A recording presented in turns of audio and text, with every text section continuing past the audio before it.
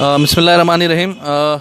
मैं अज़मत जाफ़री अभी इस वक्त मैं मौजूद हूँ यूसुफ़गुड़ा बस्ती। आप मेरे पीछे देख सकते हैं यूसुफ़गुड़ा बस्ती। यहाँ पर एक आशुरखाना है, क़रीब ये 100-150 साल पुराना आशुरखाना है। ये वफ़ प्रॉपर्टी है। ये यहाँ के कुछ मुकामी हमारे हिंदू भाई और हमारे अहले सुन्नत भाई ने मुझे एक 4-5 दिन पहले मुझे कॉल करके बताया कि भाई ये आशुरखाने को यहाँ के जो एरिया एमएलए है जुबली हिल्स के गोपीनाथ रेड्डी, यहाँ पर जो है सो गैर इलीगल तरीके से यहाँ पर बाउंड्री उठाकर यहाँ के लोगों को फोर्स कर रहे हैं कि ये आशुरखाना यहाँ से हटा दो करके। ये आशुरखाना पीजीआर जब एमएलए थे यहाँ के, पीजीआर ने ये आशुरखाना बनाया था और यहाँ के मुकामी लोगों ने मिलकर कुछ आधे पैसे डालकर और पीजीआर साहब जो है सो उन्होंने अपने बजट में से ये आशुरखाना यहाँ पर बनाए थे। बाद में एक 6-7 महीने पहले यहाँ के बस्ती के लोगों को जीएचएमसी आके अप्रोच करी, बोली कि बस्ती में जो सो बस्ती दवाखाना लगाना है, तो ये थोड़ी अगर जगह हमारे को ये आशुरखाने में से अगर दिए तो ये महल्ले वालों के लिए बहुत अच्छी चीज़ हो जाएगी। तो यहाँ के बस्ती के पूरे लोग मिलकर ये आशुरखाने में से ये लेफ़्ट साइड का जो पोजीशन है इसको थोड़ा एक बस्ती दवाखाने के लिए यहाँ पर दिए हैं।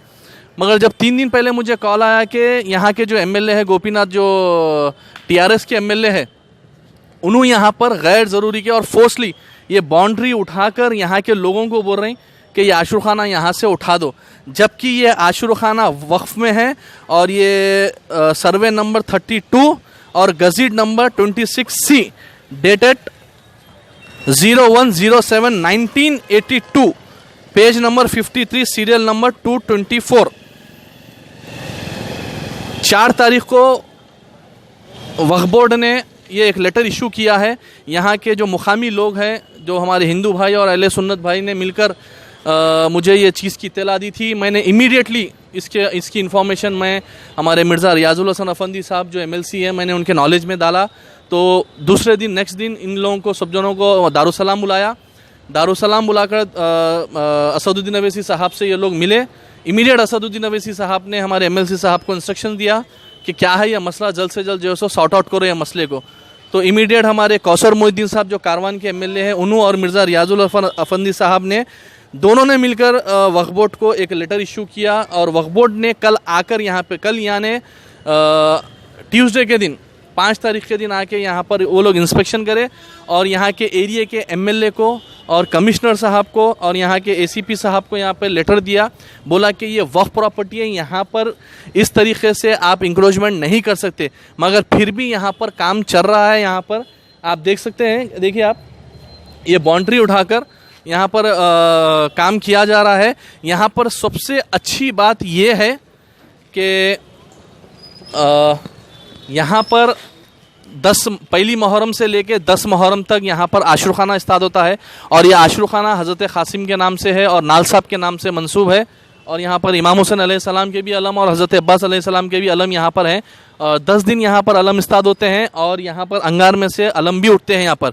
और यहाँ पर अलम हमारे हिंदू भाई उठाते हैं और हमारे मुसलमान भाई यहाँ पर अहले सुन्नत भाई जो है सो ये चीज़ का आशुरखाने की देखभाल करते हैं। सबसे अच्छी चीज़ यहाँ पर ये है कि जो यहाँ के जो एरिया मुकामी एमएलए जो है, यहाँ पर जो जिस तरीके से जो हिंदू और मुसलमान में जो इत्तेहाद है उसको ख़राब करने की कोशिश कर रहे हैं। यहाँ पर आप देख सकते हैं एक छोटी सी मंदिर भी है, मगर यहाँ पर मुसलमानों को कोई ऑब्जेक्शन नहीं है। यहाँ पर आशुरखाना भी है, यहाँ पर होली भी मनाई जाती है, दशहरा भी मनाया जाता है और यहाँ पर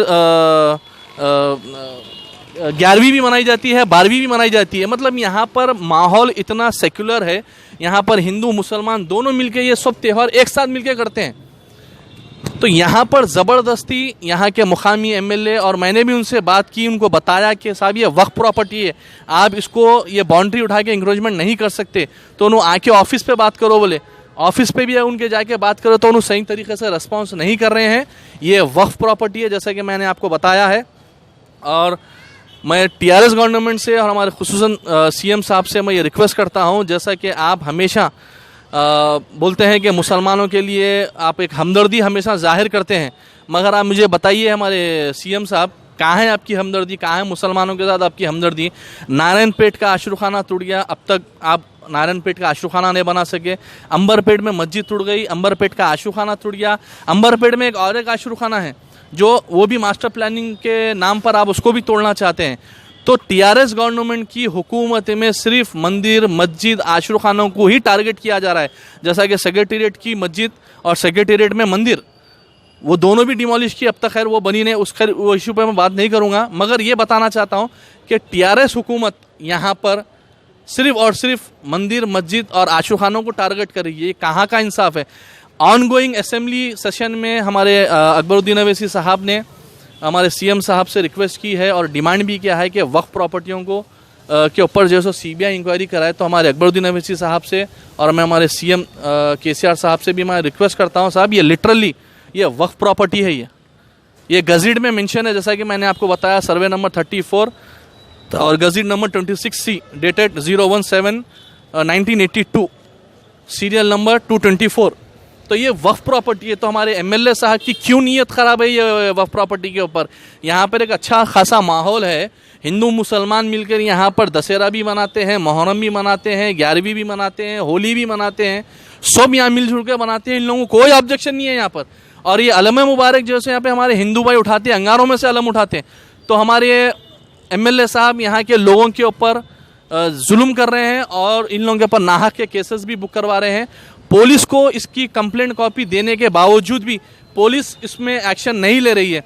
तो मैं हमारे बैरिस्टर असदुद्दीन अवैसी साहब से रिक्वेस्ट करता हूं कि ये आप इसका सख्त नोट लें।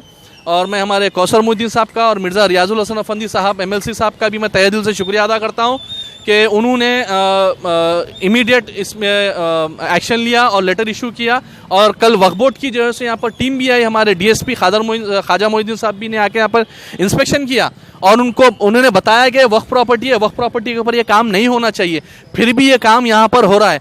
तो मैं हमारे टीआरएस हुकूमत से मैं ये डिमांड करता हूँ कि भाई ये आपकी हुकूमत में आखिर हो क्या रहा है? ये आप ये मंदिरों के पीछे, आशुखानों के पीछे, आप ये दरगाहों के पीछे क्यों आप नीयत ख़राब कर रहे हैं? कहाँ पर आपका सेकुलरिज्म है यहाँ पर? यहाँ इतना अच्छा तरीक़ा का माहौल है, यहाँ पर हिंदू मुसलमान मिलकर हर त्यौहार यहाँ पे मनाते हैं। तो ये प्रॉपर्टी के ऊपर आपके एमएलए की नज़र क्यों है? ये प्रॉपर्टी के ऊपर गैर ज़रूरी के यहाँ पर खाली 6 महीने पहले बस्ती, चलो ठीक है, बस्ती के जितने भी लोग यहाँ पर है हिंदू मुसलमान मिलकर एग्री होकर चलो भाई बस्ती का फ़ायदा होता बोलकर यहाँ का एक छोटा सा हिस्सा बस्ती दवाखाने को दिए। उसके बाद अब आपकी पूरी नीयत ये आशुखाने के ऊपर है। तो मैं हमारे असद साहब से मैं तहे दिल से रिक्वेस्ट करता हूँ कि अकबर साहब ऑन गोइंग असेंबली है, अकबर साहब से भी मेरी इल्तिजा है कि ये मसले को आप असेंबली में उठाइए और यहाँ का काम जल्द से जल्द रुकवाइए।